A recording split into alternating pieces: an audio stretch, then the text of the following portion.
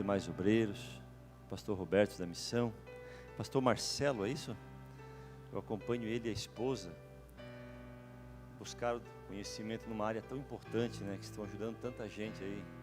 Sou fascinado pelo trabalho de vocês, que Deus cada dia mais use vocês nessa área tão importante, tanta gente precisando nos dias que nós vivemos. Deus abençoe grandemente a vida de vocês. E hoje à tarde, dificilmente dia de semana você me encontra em casa. Se você não quiser me achar, vá lá em casa dia de semana. Mas domingo à tarde, meus irmãos, desde sempre, porque eu trabalhei muitos anos à noite, irmão Jaime, então domingo à tarde eu só saio para assistir um velório de um amigo, senão não saio. Eu cheguei em casa e eu tenho um costume, quando eu vou descansar, eu fui almoçar na casa da minha sogra, cheguei em casa, coloquei o telefone no mudo e fui dormir um soninho. Quando acordei, tinha uma mensagem do Roberto e uma do pastor André, mas as duas apagadas. Eu disse, rapaz, esses dois estão tribulados, estão querendo me incomodar. Porque os dois mandaram e acabaram, e apagaram a mensagem. E aí você fica pensando, o que eles escreveram, né? Como era bom se Deus respondesse a oração e revelasse o que estava escrito, né? Mas eu estava aqui para vir aqui hoje à noite, para passar um culto com os irmãos, ouvir uma palavra da parte de Deus, mas também a gente é muito grato quando tem a oportunidade de falar de Deus também. É tão bom a gente poder falar de Deus, né? E eu quero compartilhar um texto com os irmãos de Marcos capítulo 2, verso 1, diz assim: E alguns dias depois, entrou outra vez em Cafarnaum, e soube-se que estava em casa. E logo se ajuntaram tantos, que nem ainda nos lugares junto à porta cabiam, e anunciava-lhes a palavra. E vieram ter com ele conduzido um paralítico, trazido por 4 homens. E não podendo aproximar-se dele por causa da multidão, descobriram o telhado onde estava, e fazendo um buraco, baixaram o leito em que jazia o paralítico. E Jesus, vendo a fé deles, disse ao paralítico: Filho, perdoados estão os teus pecados.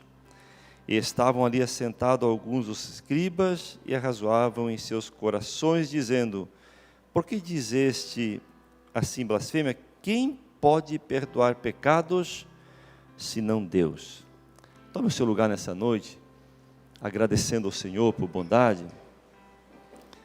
Hoje, como essa palavra estava no meu coração já, mas é um culto também de domingo à noite, culto mais, que falou-se um pouco de missão também nessa noite, e eu quero falar um pouco sobre esse texto. Na verdade é uma passagem que nos desperta bastante a pensarmos a nossa vida como cristão em si, como nós estamos levando a nossa vida com Deus, diante de tantas necessidades que estão ao nosso redor, pastor Roberto. Na verdade, o mundo está tão conturbado que não precisa nem ser crente para ver que o mundo está conturbado. Não há necessidade. Esses dias eu estava vendo no jornal, o jornalista não é cristão, e ele disse assim: gente, está chegando um ponto que o negócio é Deus acabar com tudo, zerar e começar de novo. Porque o mundo está vendo a situação que nós estamos vivendo, a situação que as pessoas estão vivendo, tudo que está acontecendo. E nós, como igreja do Senhor, nós temos um papel fundamental nessa hora tão difícil. Nós somos o divisor de águas nesse mundo conturbado que está aí. É a igreja do Senhor Jesus. Porque só nós temos a mensagem que pode transformar uma pessoa. Por mais que as pessoas possam tentar tantas saídas, e tudo aquilo que veio para o bem é bom, deve ser aproveitado. A medicina é uma coisa fantástica, a ciência é uma coisa fantástica, o conhecimento é uma coisa fantástica. Tudo que a gente puder trazer e nos ajuda, isso é maravilhoso demais. Mas a mensagem de salvação, aquela que transforma, aquela que cura, aquela que liberta, ela é uma mensagem poderosa e está diante de nós, na nossa disposição. E quando você lê um texto como esse, a Bíblia diz que Jesus estava em Cafarnaum e estava em casa. A gente já ouviu tantas mensagens, né? Que era a casa de Jesus, que era a casa, enfim, o que menos interessa é quem que era a casa nessa hora, né? É que ele estava em casa. E onde Jesus ia, era natural que Jesus atraía uma multidão muito grande. E neste dia, a Bíblia diz que a multidão era tanta que não tinha como chegar na casa, nem na porta, de tanta gente que chegou e se aglomerou na frente. É como você que já foi para os Gideões aí, eu acho que a maioria já foi para os Gideões, naqueles anos que dava muita gente nos Gideões, e que você queria entrar no ginásio, não tinha como entrar, aquele ginásio estava tomado, não tinha mais lugar para nada, era gente para tudo. É mais ou menos essa cena. Jesus está numa casa, talvez uma casa não muito grande, ele está dentro de casa, está pregando a palavra, e a casa está cercada de gente. Imagine gente pela janela, gente querendo ver, gente para tudo que é lado, e ali cria-se uma cena extremamente curiosa. A Bíblia diz que tinha um paralítico em Cafarnaum. E o que chama a atenção não é o paralítico em si, pastor Denilson. É que 4 homens tomam uma atitude das mais nobres e lindas que pode existir. Eles veem que o paralítico não tem condições de ir até Jesus. Eles olham, se reúnem, imaginam os 4 combinando, e dizem: olha, nós vamos te levar na presença de Jesus. Nós vamos te colocar lá. Você não tem condições de ir sozinho, mas nós vamos te conduzir até a presença de Jesus.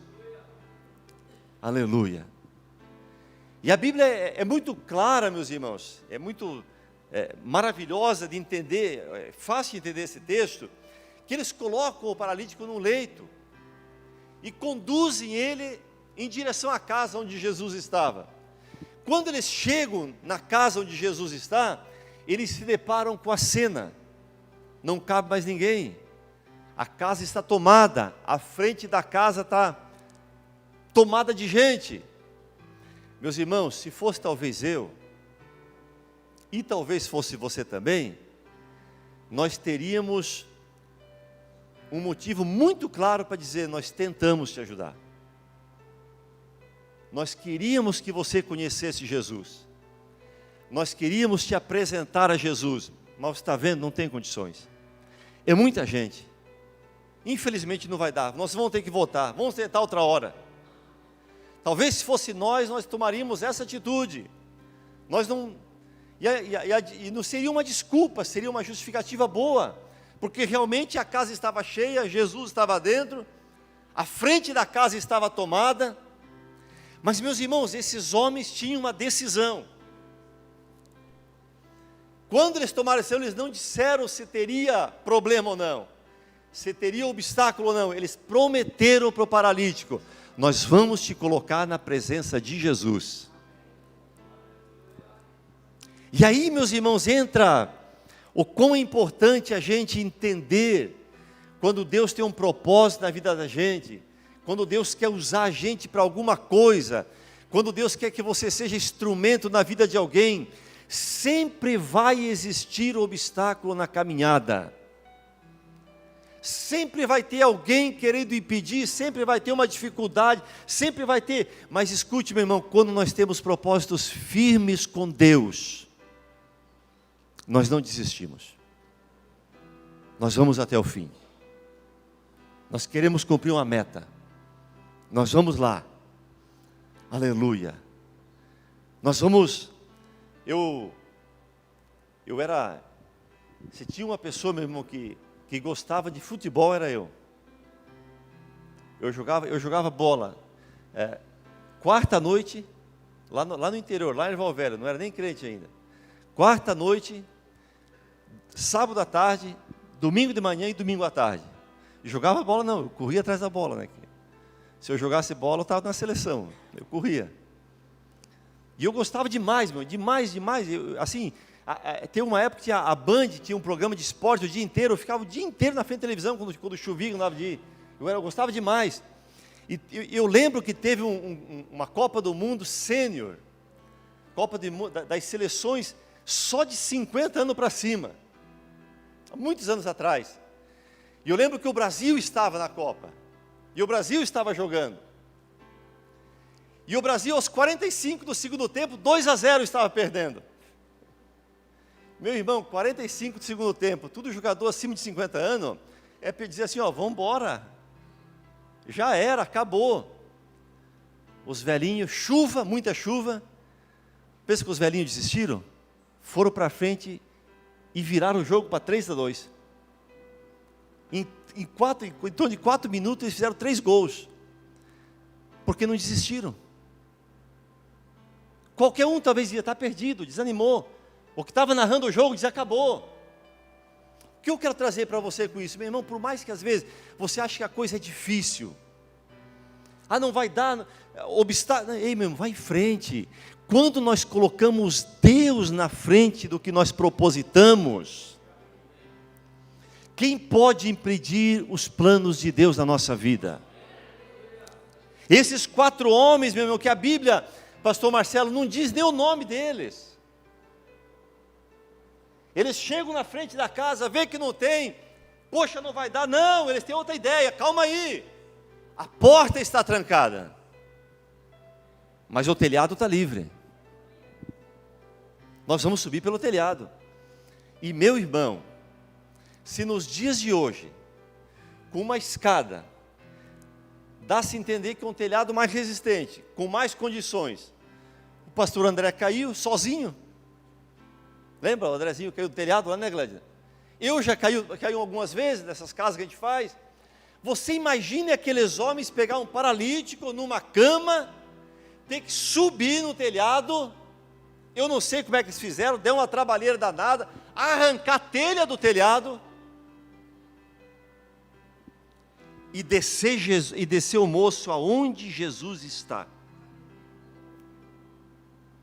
Agora o mais interessante, meu, quando Jesus vê que o paralítico está descendo na frente dele, Jesus olha e diz assim, e vendo Jesus a fé deles.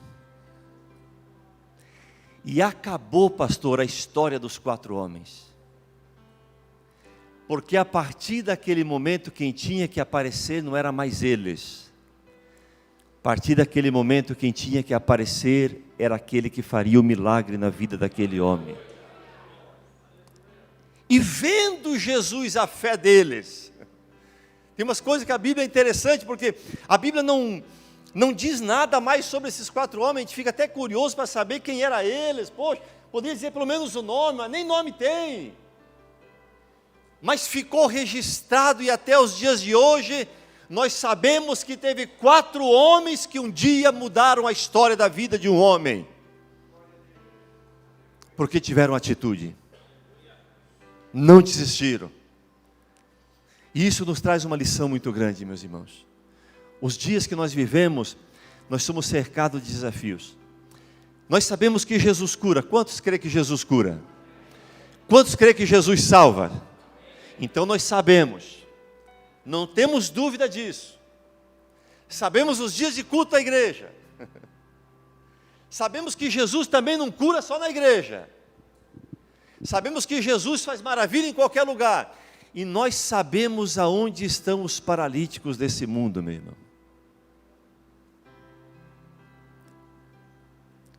Talvez do lado da minha porta. Talvez na mesa do lado do meu trabalho. Talvez em tantos lugares que nós andamos. Tem alguém ali precisando ser conduzido até a presença de Jesus. Eu nunca me esqueço, meus irmãos. Eu gosto sempre de contar. Na verdade, assim, meus irmãos, eu não gosto muito de lembrar do passado. Eu não gosto muito. Se o passado for bom, é bom a gente lembrar. Tem coisa que a gente fez, por exemplo, depois de crente, eu gosto de lembrar muita coisa que eu fiz depois de crente. Mas antes eu não gosto muito. Mas, talvez alguns irmãos, a maioria conheçam ou não. Eu vim para a igreja aos 22 anos de idade, quando eu tinha 22 anos. Eu dos 17 aos 22, Eu tive uma vida totalmente perdida no alcoolismo, mas perdida mesmo, ao ponto de dormir com uma garrafa de cachaça do lado da cama, dos 17 aos 22 anos. Eu tinha um tio chamado Clemir, que ele morreu, pastor Marcelo, com 48 anos por...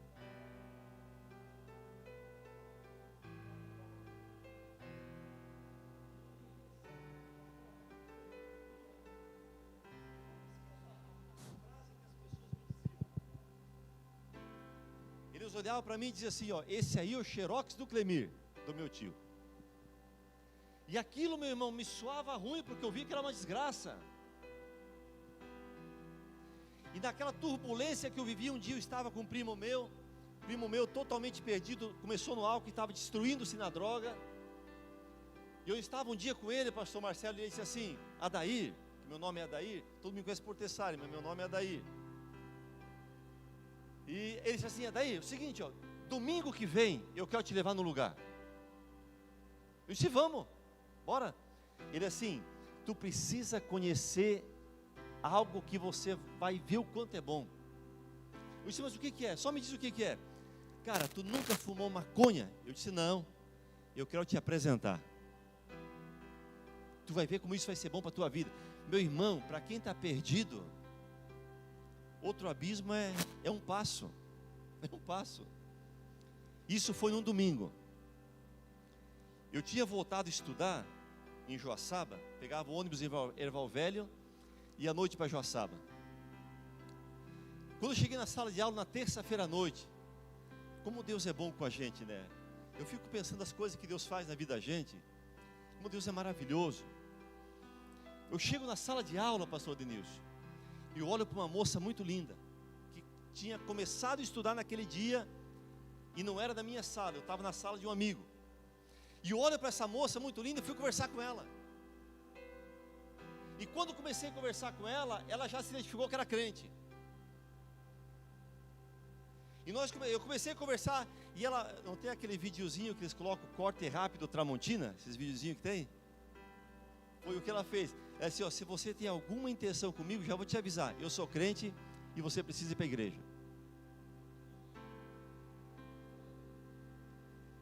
Eu disse, bom, calma aí, se ela é bonita e eu gostei dela, eu vou para a igreja. Eu disse assim, qual é o dia de culto? Ela assim, terça, quinta e domingo. Terça e quinta não podia ir por causa da aula. Eu disse, então eu vou domingo. E aí, pastor, eu cancelei a ida naquele lugar com meu amigo e dei atenção ao convite de uma moça para ir para uma igreja.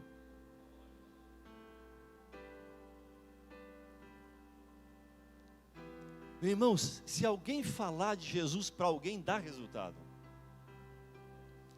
Eu confesso para vocês que eu fui o primeiro culto por causa dela, que é minha esposa hoje. Eu fui por causa dela. O segundo, pastor Marcelo, eu fui por causa dela e por causa do que eu senti na igreja. E o terceiro, eu fui porque eu estava apaixonado por o que eu senti na igreja. E aceitei Jesus como meu Salvador no mês de junho de 1994. Abandonei o álcool, não provei a droga e até hoje sirvo a Jesus porque alguém me conduziu à presença de Jesus. Convide, meu irmão, não tenha medo de apresentar Jesus para alguém. Pastor, mas não tenha medo, apresente. Fale de Jesus para alguém, mostre Jesus para alguém, vai dar certo. Tem obstáculo, vai ter obstáculo, mas vai ter resultado e o nome do Senhor vai ser glorificado. Aleluia. Nós tínhamos um vizinho, Gled, de uma vez. Eu fui morar no Lisboa, onde moro até hoje, 26 anos, vai para 27. E eu cheguei lá, dali uns dias ele começou a construir a casa dele também, muito falador, bem falador. Ele construindo a casa, cheguei em casa um dia, um cheiro de maconha. Meu Deus, atribulado, morar do meu lado da minha casa agora. E construiu a casa, ele chegava em casa, pense um cara trabalhador, mas à noite se consumia na droga. Aí eu comecei a orar. Disse, Jesus, manda ele embora. que ele vai ser vizinho do Denilson, não de mim. É o que eu queria. Se ele vai embora, vai ser vizinho de alguém, não vai? Eu queria que ele fosse embora. E um dia Deus falou comigo, pastor Marcelo: por que você não tenta ajudar ele? Convidei ele para nós fazer um churrasquinho, eu e ele. Um domingo, comemos uma carne junto. Convidei ele para ir para a igreja. Aceitou na hora. Mas na hora. Não, eu vou à noite. Ele era todo meu doido. Eu vou à noite, boa noite com você. E foi para a igreja. E aceitou Jesus e se batizou. Eu queria consumir o problema para outro lugar e Jesus queria salvar o moço. Ei, em nome de Jesus, meu irmão, pode convidar, vai dar certo. Se você lançar o convite, vai vir. Vai ter obstáculo? Claro que vai ter um monte. Esses homens tiveram dificuldade, mas tiveram o plano perfeito, colocaram o moço na frente de Jesus. E somem da história, e dali para frente, Jesus fez a obra na vida daquele moço. Eles levaram o moço para ser curado. O moço voltou curado e salvo pelo poder do nome de Jesus. Aleluia. Não vamos ter medo de falar de Jesus para as pessoas, meu irmão. Às vezes a gente tem vergonha, né? A gente tem vergonha, às vezes tem medo, às vezes. Eu trabalhei num local que eu trabalhei. Eu acho que foi o lugar mais perturbado que eu já trabalhei, pastor Roberto. Na verdade eu trabalhei 20 anos em presídio penitenciária. Mas na Trindade era o lugar mais perturbado que tinha. E meu irmão, os colegas de trabalho, olha, era terrível. Mas tinha um amigo nosso que era crente. E aquele homem lá, meu irmão, ele sabia evangelizar de uma forma extraordinária. Tinha um moço chamado Luiz Henrique. Aí nós começamos a fazer culto lá no trabalho. Toda quarta-feira à noite nós fazíamos culto. Em seguida foi transferido para São Pedro de Alcântara. E esse irmão ficou lá fazendo culto. E esse Luiz Henrique era o pior de todos, meu irmão. Assim, era um homem terrível, perturbado. Passou-se uns 8, 10 anos. Uns 8 anos. Esse irmão disse assim: pastor Tessari, vamos numa igreja comigo hoje à noite? Quero te apresentar um rapaz que é pastor da igreja. Eu disse: vamos. Quando eu chego na igreja, quem é o pastor da igreja? O Luiz Henrique. Isso não é possível. E até hoje é o pastor da igreja, uma igreja enorme na Palhoça. Porque para mim ele era um perturbado, mas para Jesus ele era precioso. E o Senhor foi lá e salvou, foi lá, libertou, foi lá, transformou. Então, meu irmão, nós só precisamos dizer que Jesus faz. Nós só precisamos ter a atitude de levar as pessoas à presença do Senhor. Há um texto bíblico de uma mulher que sofria com uma hemorragia há muitos anos. E a Bíblia diz que em vez de ela melhorar, ficou pior ainda. E a Bíblia diz que Jesus ia passar pela cidade dela. E ela ouviu falar que Jesus ia passar por lá. Ou seja, alguém falou para ela. Quem falou, não sei. Quem comunicou para essa mulher, não sei quem falou. Uma mulher doente, pobre, desprezada pela sociedade devido à doença que ela tinha. Uma mulher rejeitada, ninguém queria saber de ficar com ela. Quando ela ouve falar que Jesus ia passar, ela bola um plano na mente dela. Eu vou ao encontro dele. Eu vou ao encontro desse homem chamado Jesus. Mas o que ela bola, que é o que mais me encanta, ela não queria chegar lá e dizer assim: ô Jesus, eu sou uma mulher sofrida, todo mundo me rejeita, já gastei tudo, sou uma mulher pobre, estou aqui abandonada, ore por mim. Não foi isso que ela pediu. Ela disse: eu vou ir. Eu vou parafrasear: eu não quero falar com ninguém. Ninguém precisa me ver. Ninguém precisa saber que eu existo. Ninguém precisa perguntar nada. Eu só quero ir, eu vou tocar na veste de Jesus.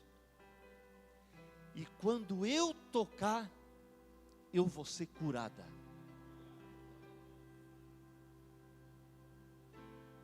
E ela foi e deu certo. Por que deu certo? Porque alguém falou para ela que Jesus ia passar lá. E mais, nunca mais Jesus passou por lá. Foi a única chance que ela teve. Que bom que alguém falou para a mulher que Jesus passaria lá. E ela foi liberta. Não só da enfermidade, liberta da alma. Voltou para casa glorificando o nome do Senhor. Meu irmão, fale do amor de Deus para as pessoas. Não tenha medo não. Pastor, e se eu falar e as pessoas me xingar, o que Jesus disse para os discípulos? Se vocês forem falar de uma cidade e as pessoas rejeitar, sacuda a poeira e vai para a próxima. Se é o que não quer, eu vou falar para o próximo. Eu também não quis da primeira vez, quando anos atrás alguém me falou antes. Eu também não quis saber. Mas chegou um dia que eu quis. Deu certo. Então fale, meu irmão, em nome de Jesus. A seara é grande. E Jesus disse: roguemos ao Senhor para que envie trabalhadores para a sua seara. O mundo, meu irmão, está desesperado. E nós temos a mensagem que pode transformar a vida de muitas pessoas. Então anuncie o reino de Deus. Nós estamos falando de missão. A gente vê pastor Roberto falando da obra missionária que estão fazendo lá no Senegal. Agora eu lembro em 2018. Foi 2018. Quando eu estava na igreja de Lisboa, chegou um relatório de Cuba. O pastor Isaac ainda era o coordenador de missões. E nós tínhamos assumido muitos missionários em Cuba, quando veio aquela crise americana, que muitas igrejas abandonaram os missionários em Cuba. E Santa Catarina acolheu muitos missionários. E São José, acho que foi 40, 50 na época que São José começou a acolher. E lá do Lisboa foram 5 missionários em Cuba. E ajudar para que a obra de Deus continuasse. De repente veio um relatório para nós de Cuba, das igrejas de Cuba.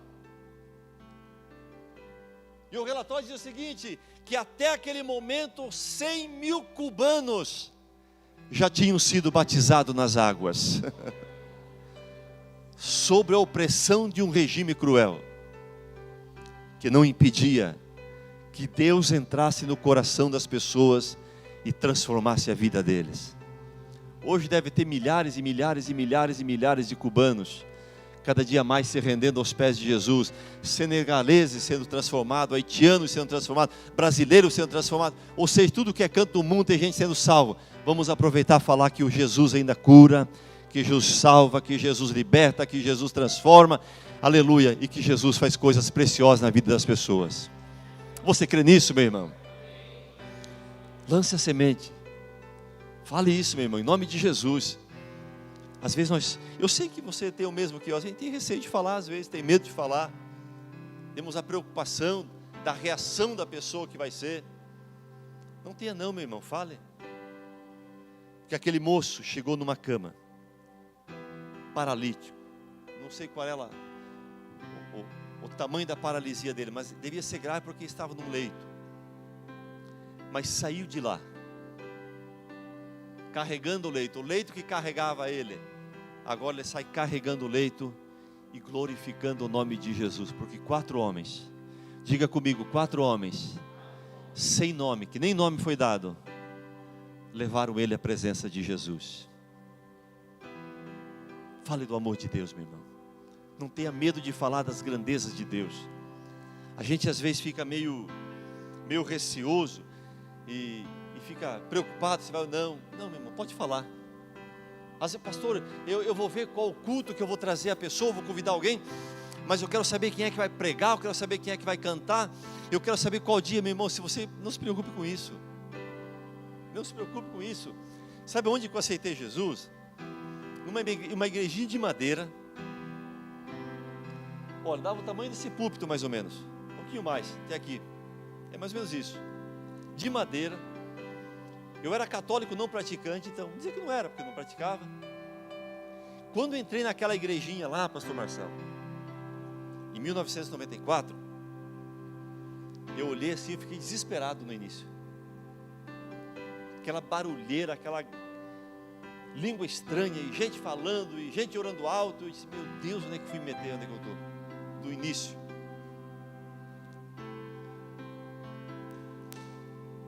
Tinha não sei quem era que estava pregando no dia, não lembro até hoje.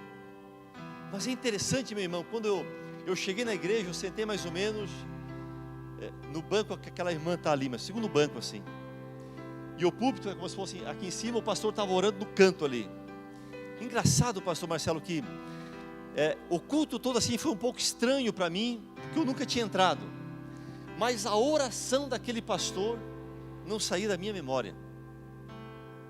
A forma que ele orava. E é interessante, né? Como é que é as coisas. Naquela noite cantaram o hino 15 da harpa cristã. O hino 15. Eu nunca tinha ouvido na minha vida.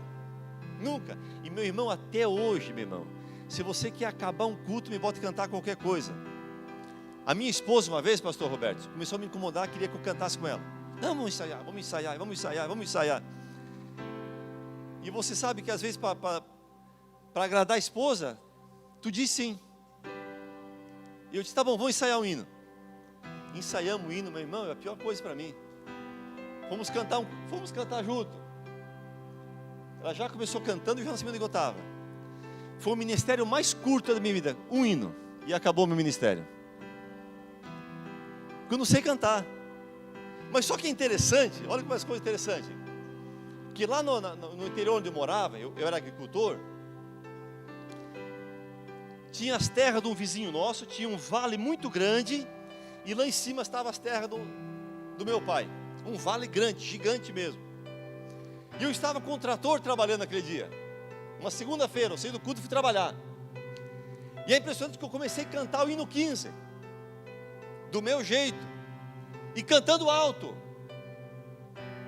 Parava o trator, começava a cantar o hino alto. À noite eu me encontrei com o meu vizinho lá do outro lado.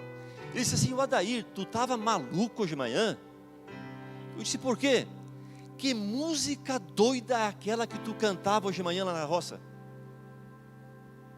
Eu disse, música? Tu cantava uma música. Eu lembrei, meu irmão, um dia que eles cantaram o hino, uma vez eu gravei o hino 15 da harpa. E eu comecei a cantar na segunda-feira, sem saber de nada, sem conhecer nada, porque Deus já estava trabalhando de uma maneira especial na minha vida. Porque um dia alguém disse, você precisa ir para a igreja. O que te falta é Jesus. O que você precisa é Jesus.